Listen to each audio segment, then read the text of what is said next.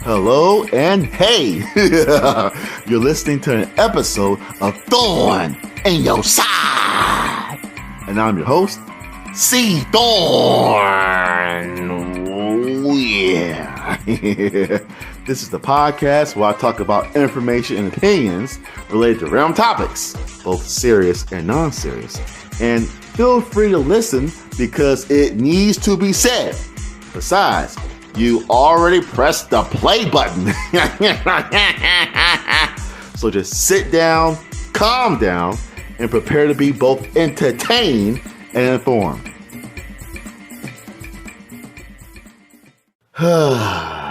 The Pokemon franchise has been around for about 2.5 decades, which is 25 years.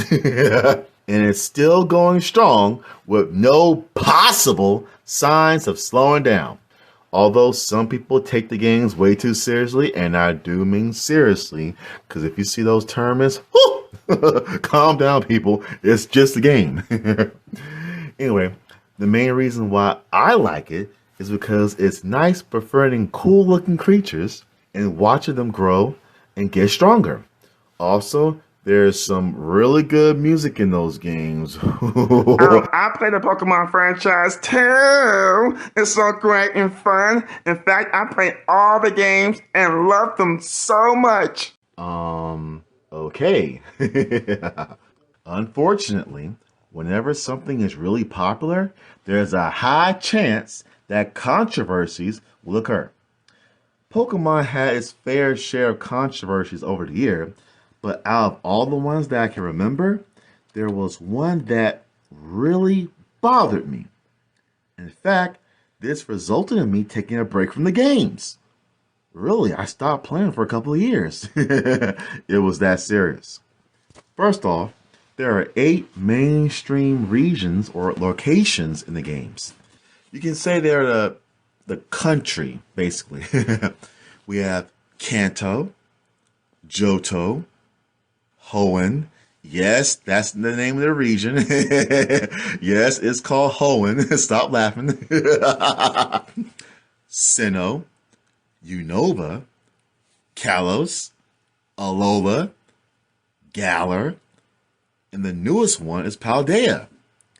Each generation of Pokemon takes place in one of these regions. Yes, it's pretty confusing. Lots of names to memorize. Well, to all the Pokemon fans out there, I don't mean to be a thorn in your side, but the worst region in their franchise is Unova. Worst region in their franchise is Unova. Unova is the 5th region in the Pokemon series. The games that took place in this region were Pokemon Black and Pokemon White. A few years later, we received Pokemon Black 2 and Pokemon White 2. Yes, they're obviously sequels. In the Pokemon games, there are people called gym leaders. They're basically boss characters that are more difficult than the usual people that you go up against. This region created history by giving us the first 2 colored gym leaders in the franchise, not counting the cartoon. That's simply marvelous. Finally. Anyway, one of the colored gym leaders is a girl named Iris. She's a master of dragon-type Pokemon, so all of her Pokemon look pretty cool and powerful. The second colored gym leader was a normal-type specialist named Lenora. Oh!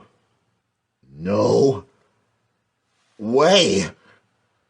Oh my god! Why does she look like that? Oh, somebody got some explaining to do. Seriously. Now, the second colored gym leader is a woman named Lenora, but her appearance, She looks like the mammy archetype.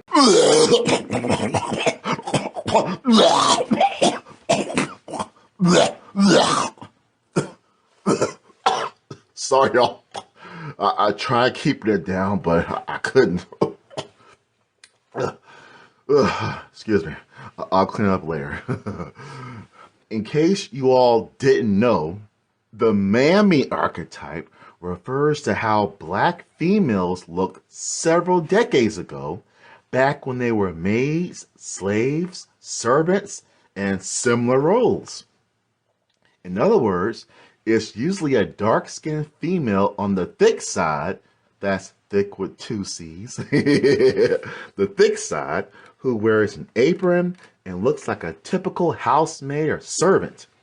Do you remember Aunt Jemima, the former pancake spokesperson?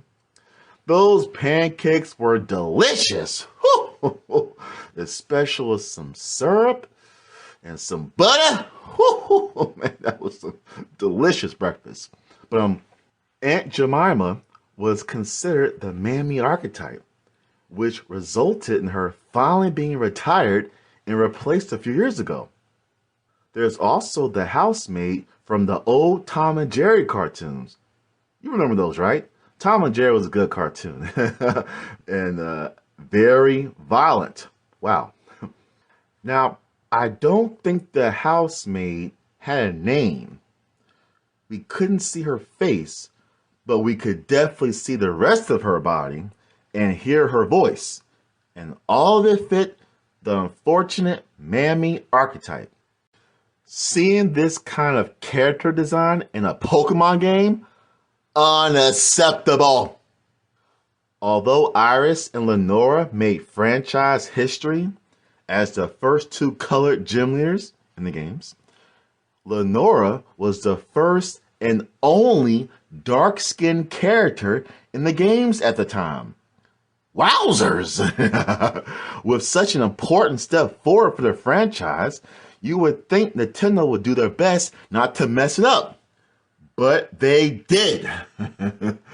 Yes, I'm aware that Nintendo is a Japanese video game company, which means they're probably not aware of all the racial stereotypes from other cultures. So they probably just didn't know about the mammy archetype.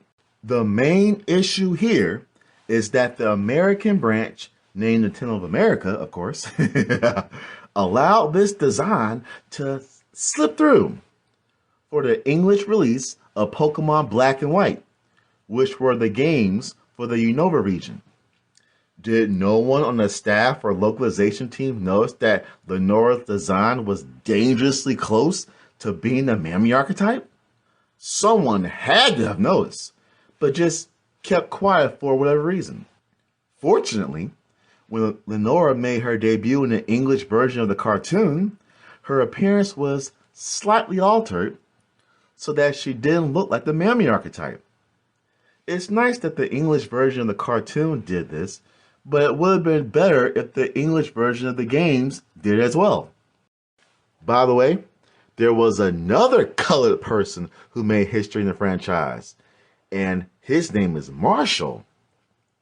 He specializes in fighting type Pokemon and was the first colored male to be part of the Elite Four. Awesome sauce! As the name implies, the Elite Four is comprised of the region's top 4 trainers who are very difficult to defeat. The fact that Marshall was there must mean he's really skilled. And since he's a brother, that makes it even better. It's nice that Iris and Marshall are in the game with good designs, backstories, and representation. But Lenora, she ruins it. I don't know how, and I don't know why Nintendo gave her that awful design. And I doubt there's a good explanation for it. Fortunately, they slightly changed her design since then. So I guess things are a little better, right? I hope so. But that's just one bad design in the whole game. Pokemon Black and Pokemon White are still fun. But wait, That's not all. Don't forget that there's also Pokemon Black 2 and Pokemon White 2, which are the obvious sequels that take place a few years after the previous games. In these games, Lenora, she's no longer a gym leader, which didn't surprise me that much. But Iris? Iris isn't a gym leader either. What the heck? When I first found out about this, I was just confused. Iris didn't have a bad design, so why was she demoted from being a gym leader? Very weird. After checking the rest of the characters, I noticed that Marshall was still a member of the Elite Four, and that's good.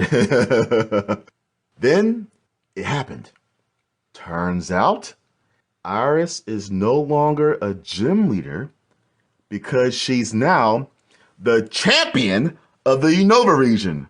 Oh, that is completely awesome!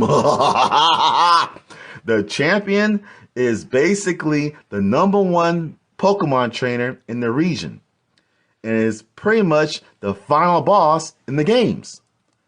In other words, this is another historic milestone for the Pokemon franchise because we have the first colored champion. Can you say Black Girl Magic? I just did, but I'll say it again. Black Girl Magic. Holla. Now, you would think that such an epic thing like this would make up for the Lenora controversy in the previous 2 games, right? Unfortunately, it doesn't. Well, one of the new gym leaders in Pokemon Black 2 and White 2 had a design that was just confusing and misleading. At first, I thought he was a brother who specialized in water-type Pokemon, and his name is Marlin. He kind of reminded me of Marlon Wayans from the Wayans Brothers show. We're brothers, and we're happy, and we're singing, and we're colored. Give me a high five. Yeah, that's what I thought of. Well, he basically wore the typical swimwear for a guy, which means he was bare-chested, he wore swimming pants, and he looked like he was wearing a pair of white tennis shoes. Huh? That's a weird design choice, but it was nice for us to have the first dark-skinned male gym leader. Amazing milestone, right? Well, it wasn't. Turns out, those white tennis shoes he's wearing, they're actually his feet. His feet! And that white line around his waist isn't part of his pants. It's his tan line. This essentially means that Marlin is not a brother. He's actually white-skinned with a very dark tan on his entire upper body. What kind of design is this? Who was the artist that thought this was a good idea? I thought Marlin was going to be the first dark-skinned male in the games to be a gym leader. Instead, it's just a white-skinned guy with a very dark tan covering most of his body. It's not as controversial as Lenora's original design, but it's still weird and unfortunate because you have a white-skinned character with a very dark, convincing tan on his upper body. You would think he was a brother. Now, yes, he does have blue hair, but keep in mind that in most Japanese media, the characters have all kinds of hair colors, a whole rainbow of hair colors. But it's just the fact that when you see his feet, it kind of confirms that he's not a brother. And I'm thinking, okay, what's up with that? Why didn't the artist just, make him a full-on brother and give him brown feet? I know it sounds weird, but why not? It can be agreed that Lenora and Marlin probably have the most controversial designs in the franchise. especially Lenora, because she basically looks like the mammy archetype. Oh, wait, hold on. I mean, designs among the humans, because unfortunately there are some Pokemon with unfortunate designs, and most of them got fixed up. But yeah, it still happened. But still, Lenora probably has the worst design of all the trainers in the franchise because she literally looked like the mammy archetype, which is a racial stereotype. I don't get how a design like that got through because I was in college when Pokemon Black and White came out, and it's just weird that a college kid knows this, but yet full adults who work in a video game company didn't notice it at all. What's up with that? I know some people just don't know about the memory archetype, but it's very noticeable though. So I'm just wondering why did that happen? Like I'm not sure if there was any spite in the development studio. I don't know. But it just isn't right that Lenora had this design and it made it all the way to the games. But even though Lenore and Marlin both live in the Unova and they have horrible designs, the place isn't that bad. Now, like I said earlier, I don't mean to be a thorn in your side, but it just seems like the Unova region is the worst region of all of them. And it's kind of saddens me because it had a bunch of awesome milestones. It gave us the first two colored gym leaders.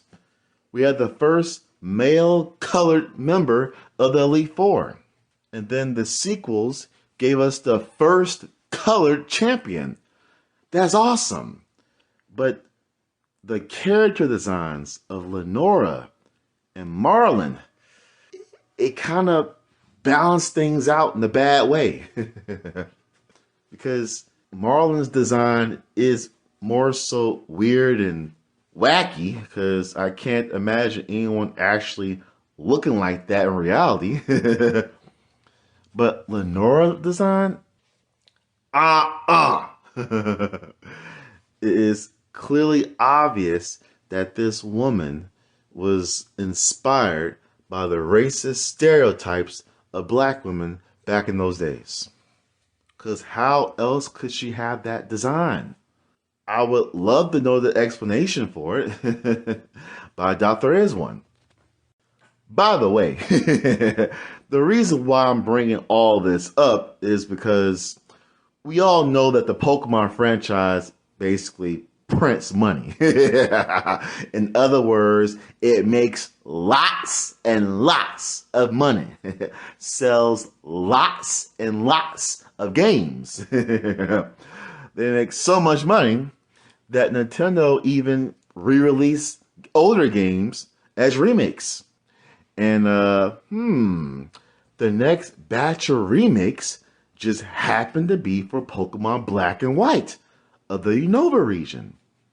So I'm not sure when those games will come out, but I'm wondering just how will they handle Lenora? Will Nintendo keep her original controversial design? Because remember, the Japanese player base had no problem with it. Or will they use her altered design? Or, even better, will they just give her a different outfit? I'm wondering that right now. So I guess all we can do is just wait and see, as well as hope that Lenora will actually be in that game and have a very nice design that's not controversial at all.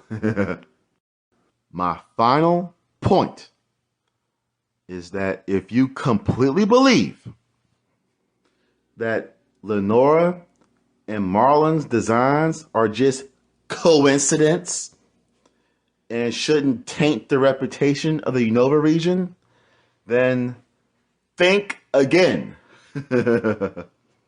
Because think about the aftermath. We all know there's people who like to cosplay as fictional characters, right? But How would you cosplay as Marlin? Marlin is a white-skinned male with a very dark tan on his upper body. Do you have any idea how ridiculous that would look in the real world? It would look quite ridiculous. So how would someone cosplay as him in the first place? Would you have to be a dark-skinned guy and have extremely ashy feet? Or just paint your feet white? Or would you be a white-skinned guy and give yourself a very dark tan on your upper body? Because that's dangerous, because it's borderline blackface. Or in this case, black body. Either way, it's a very unfortunate practice. So I can see it being risky wanting to cosplay as this guy. Now, I'm not sure if people have already done it.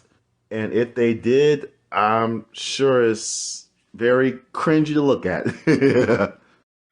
As for Lenora, there's no good explanation as to why she has that awful design. Not only is she a gym leader, but she's also a museum curator.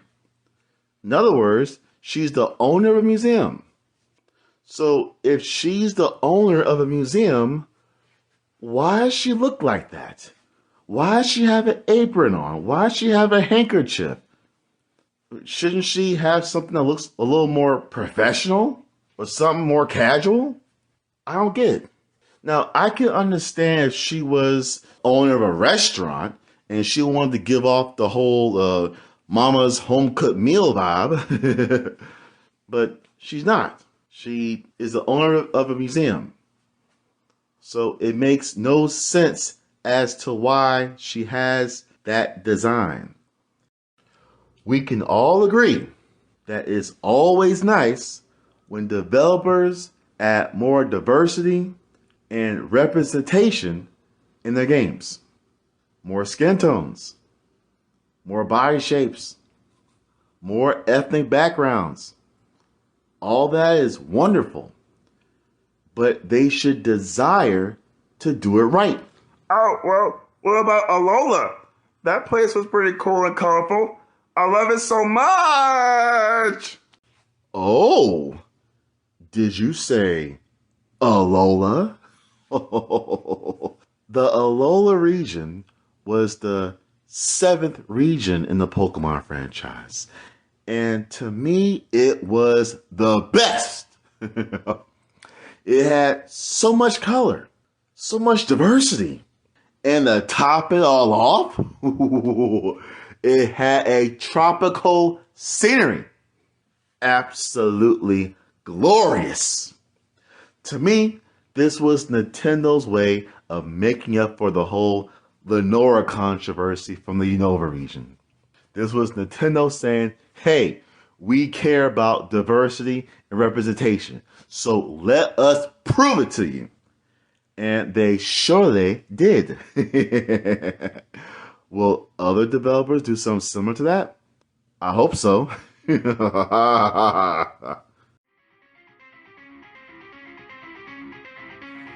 Thanks for listening to this week's episode of Thorne in Your Side. And I'm your host, C. Thorne.